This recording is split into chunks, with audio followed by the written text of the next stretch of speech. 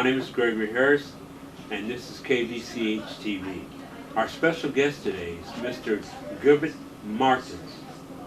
He's a Nigerian author, publisher, financier, consultant, and today we're talking to Mr. Martins about his new book entitled Controllable Destiny. Hello, how are you doing today? I'm all right. All right. So, what inspired you to write this book? Oh yeah. Mainly, before I proceed, I would like to say that anybody that believes the way of developing their mind is mainly academic work, it's going to be very difficult to dissect most of the things that I'm going to say, because they must still be living with the absence of truth that the academic world takes its source from imagination. What really inspired me into writing this book is nothing but the way the Africans, black people, especially the Africans, are looking at the world around them.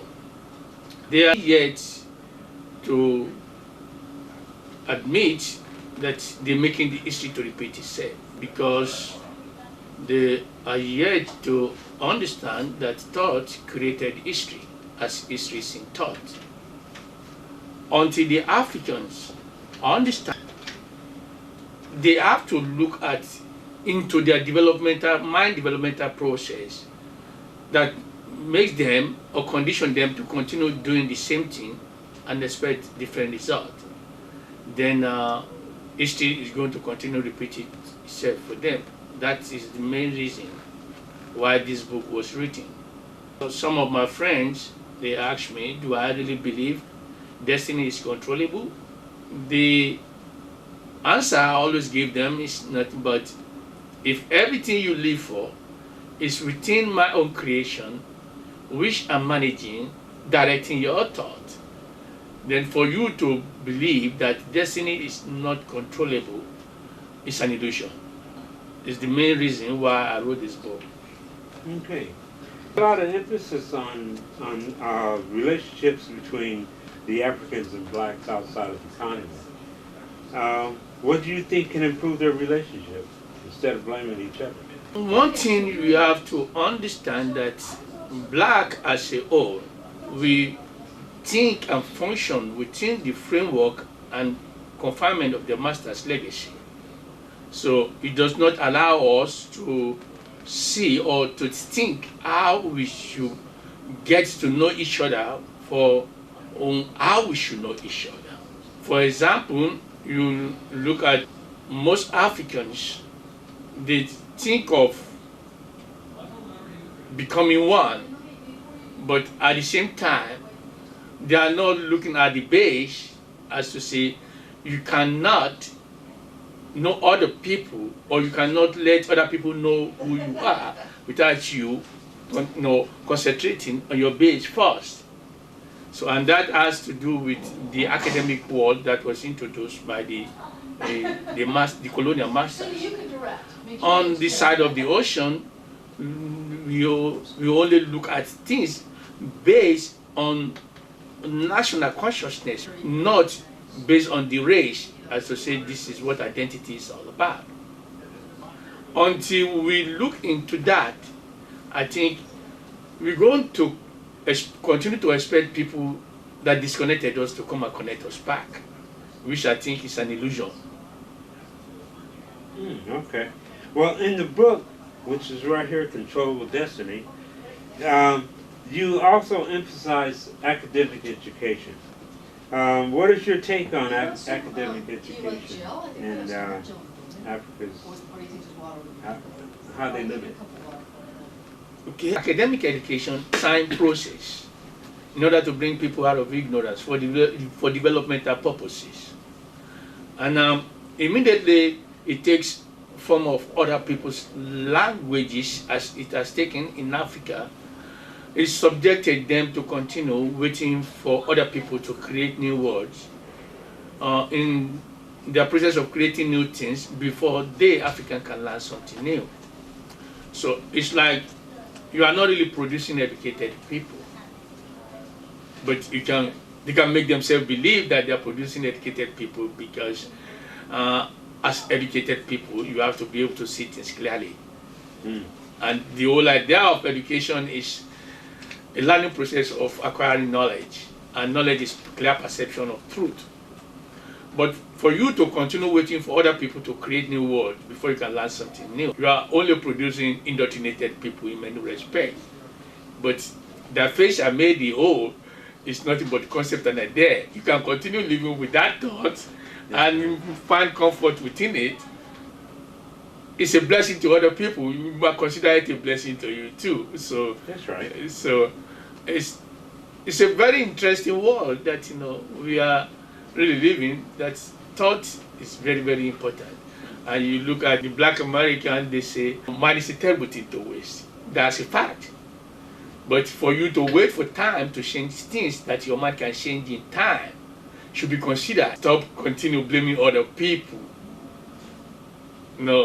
In many respects, I look at it like the educated ones in Africa, they are the one that's supposed to develop the place. But since that education was introduced in somebody else's language, or languages in all African countries, it does not allow them to concentrate on themselves. And as it perpetuated family dislocation for them without them realizing it, by shifting their spirit to the outside world, to say they have to continue to go and learn from other people all the time. That's why you have the British colonies, they go to Britain and America because of the English that was used to introduce education to them. French colonies, they go to France instead of other places. Right. So that really shows that their minds are shaped, but they still live in denial that their minds are shaped.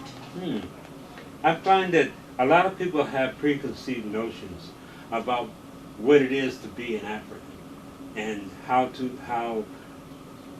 the blacks here in America and the Africans in Africa all have different notions about how each other lives. How can you explain that difference where, like I said, the blacks here in America have a misconceived notion that all blacks, all Africans live a hard, harsh life, there are always wars, and there's always a lot of people dying in atrocities by different rulers and kings. And so in America they seemed, at least to me, I have a misconstrued idea of how Africans live.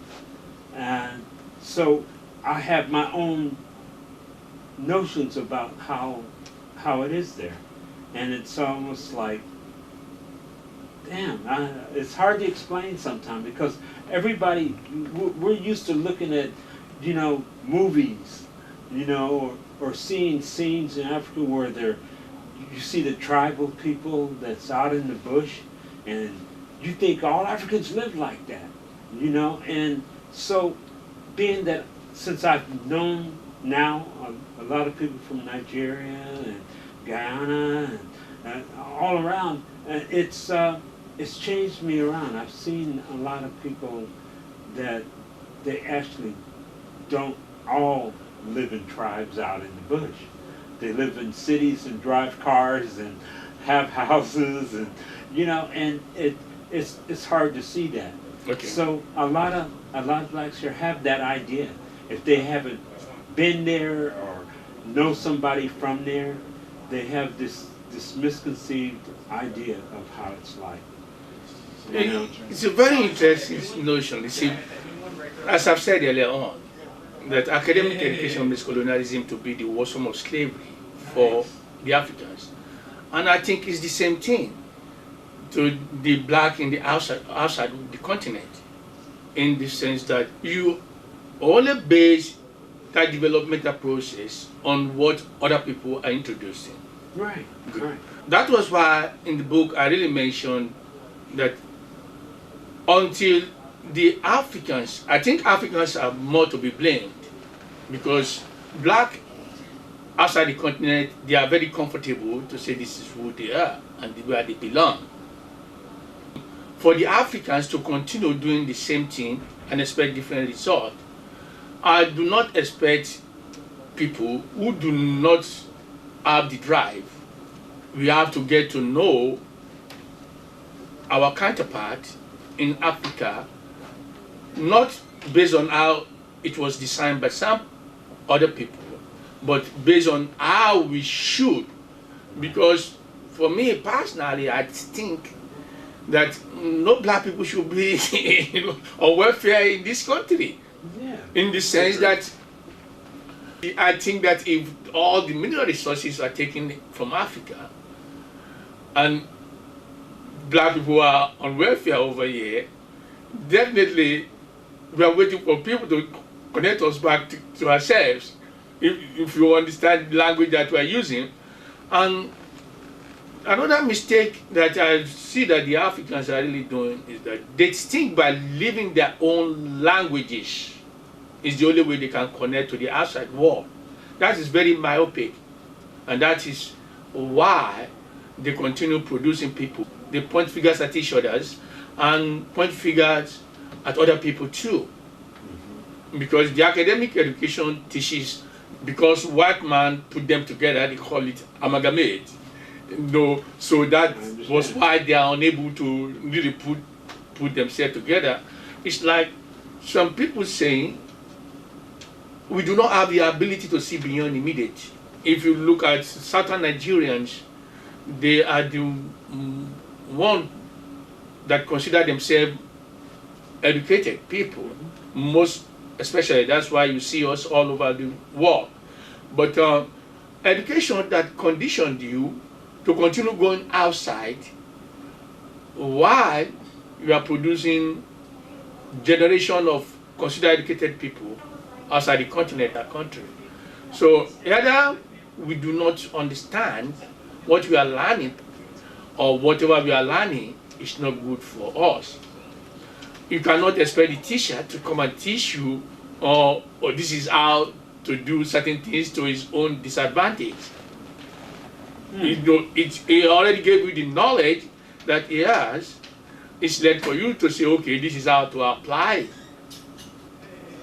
Expecting him do what you should do for yourself, I think is what should be looked into based on language. Okay.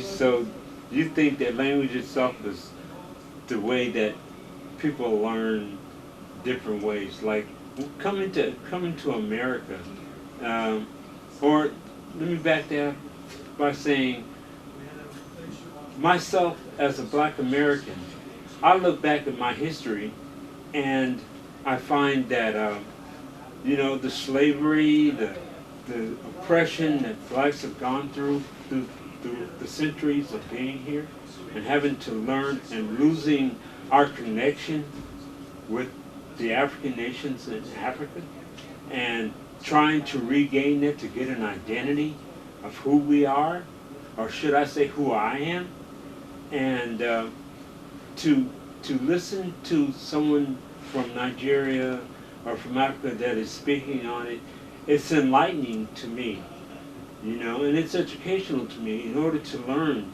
the differences between the two and the likeness of the two, you know. And I would really like to learn more about the differences, you know. I'm really curious, you know, as to the differences that we have and the likeness.